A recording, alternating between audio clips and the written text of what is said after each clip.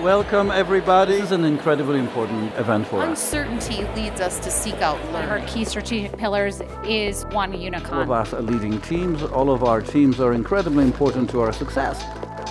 Lovely to see you all here. 2026 Directors Conference here at IMD. Every conference that we do, by design, ends up being unique. When things are volatile, people are full of anxiety, and what they need is connection with other humans who can grapple with problems with them and help solve those problems. And that's what we do in these UNICON conferences. These days, executive education should be all about impact. And to create impact, you need to make sure you have interactivity and full application to everything that learners do. AI is allowing us to do all of that at scale in ways that we're not able to do before.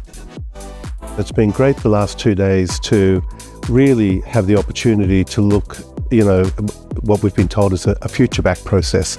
What are we going to look like in 2035, and how do we balance short-term needs with longer-term strategy? The pressure we have as a school is to find ways to bring fresh thinking and ideas rapidly to organisations to help them with what they're dealing with today. But it's really lovely to be with a group of people that understand the complexity of the industry that we operate within. I think the geopolitical situation we are living is to some extent influencing our business. We need to manage some kind of pressure and help our customers in navigating with this AI revolution. What we need to do is to some extent be able to design new learning journeys. There is less appetite among Gen Z for a business degree. I think executive education will somehow replace traditional run-of-the-mill university degrees. We need to offer joint programs. We need to offer international offerings.